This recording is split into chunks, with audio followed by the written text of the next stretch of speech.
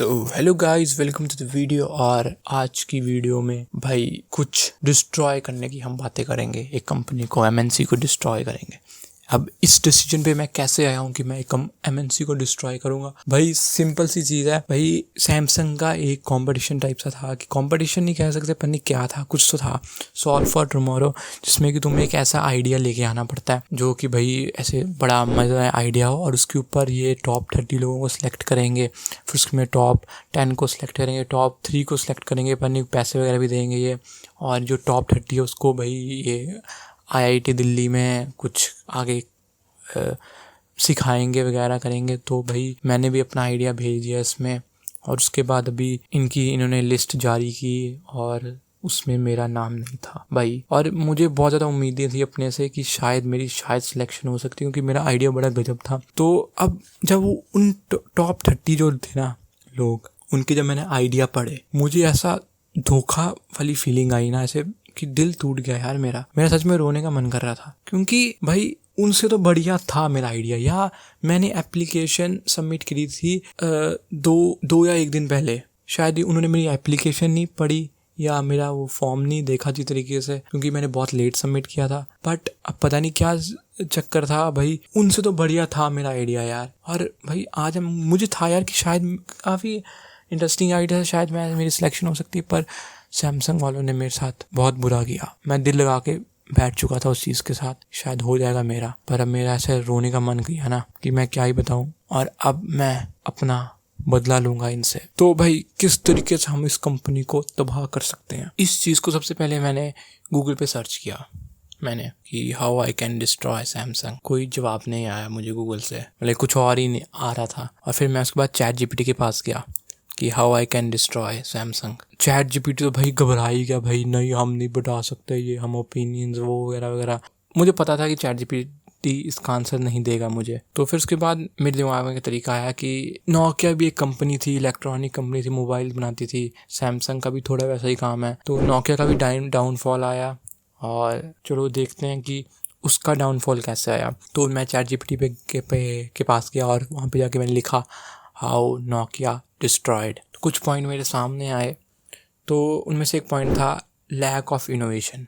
अगर Samsung innovate नहीं करेगी तो भाई उनका अंत आ जाएगा नज़दीक। पर ऐसा होना काफ़ी ज़्यादा मुश्किल है, क्योंकि सैमसंग एक साउथ कोरिया की कंपनी है, और तुम्हें पता ही है ईस्ट एशिया के लोगों को, जापान, साउथ कोरिया, इनका पता ही है तुम्हें कितने हार्ड वर्किंग होते हैं लोग। तो ये वाला लैक ऑफ इनोवेशन का तो थोड़ा है, मुश्किल ही है ये तरीका। और दूसरा पॉइंट था उसमें मिस रीडिंग कंज्यूमर प्रेफरेंसेस। तो इसमें हुआ कि जैसे कि जो हमारी नीड्स हैं, अगर सैमसंग उसे फुलफिल नहीं कर पा रहा, तो उस तरीके से भी सैमसंग का डी एंड हो सकता है। और तीसरी थी कि स्ट्रॉन्ग कंपटीशन। ये तो भाई हाँ, सैमसंग का कंपटीशन है एप्पल पर, एप्पल अलग है, सैमसंग अलग अपनी जगह पे है। सैमसंग के लिए कोई स्ट्रॉन्ग कंपटीशन नहीं हो सकता। सैमसंग जो आने वाली नई कंपनी है उनके लिए एक स्ट्रॉन्ग कंपटीशन जरूर है। और एक और पॉइंट था, ये सबसे ज्यादा बढ़िया पॉइंट है, internal issue and organisational changes. कहने का मतलब यही हुआ कि अगर तुम्हारे अंदर से कोई खराबी हो, तो कोई अंदर से कोई उनका एम्प्लॉय वगैरह कुछ करे काम, तो उसके उस तरीके से फिर सैमसंग का दी एंड हो सकता है। और किसी भी बड़ी चीज़ को डिस्ट्रॉय करने के लिए ना अंदर के लोगों की ज़रूरत होती है। जैसे कि रावण को मारने के लिए भविष्य की ज़रूरत पड़ी, भविष्य उसका भाई था। तो उसी तरीके से तुम्हें अपने लोगों की, वो एक कहावत है ना कि गैरों में इतना क्या दम था, हमें तो अपनों ने लूटा, जो भी है ना। तो बस वही, ऐसी बड़ी चीज़ों को डिस्ट्रॉय करने के लिए अपने लोगों की, अंदर के लोगों की ज़रूरत होती है। और एक तरीका है कि मिस्टर रोबोट वाला। मिस्टर रोबोट एक बड़ी ही अमेजिंग वेब सीरीज़ है। अगर तुम्हारे हैकिंग में इंटरेस्ट है, कंप्यूटर्स में इंटरेस्ट है, तो भाई तुम्हें देखनी चाहिए। अगर तुम्हारा नहीं इंटरेस्ट, फिर भी तुम देख लो भाई, बहुत अमेजिंग वेब सीरीज़ है। एक तुम्हें सजेशन दे दी है मैंने इसी वीडियो में वेब सीरीज़ की, भाई मस्ट वॉच वेब सीरीज़ है वो, ज़रूर देखना मरने से पहले। और मिस्टर रोबोट में जैसे उसने एक इतनी बड़ी कॉरपोरेशन ई कॉप को डिस्ट्रॉय किया था, वो भी एक तरीका हो सकता है, बट वो बहुत ज़्यादा मुश्किल और काफ़ी ज़्यादा गलत तरीका भी था।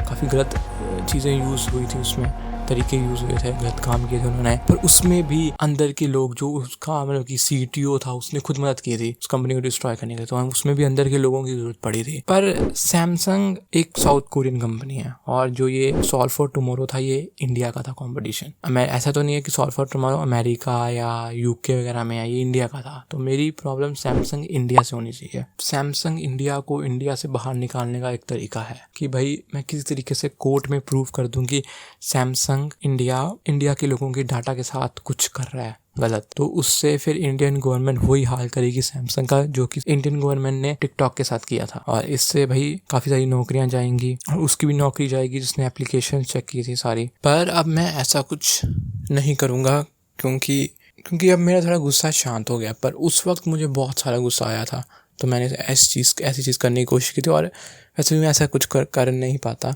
पर अब 2-3 दिन निकल गए हैं तो मेरा गुस्सा थोड़ा शांत हो चुका है और इससे हमें एक सीख मिलती है कि कभी कभी ना हम गुस्से में कुछ गलत स्टेप ले लेते हैं और बाद में उसको रिग्रेट करते हैं।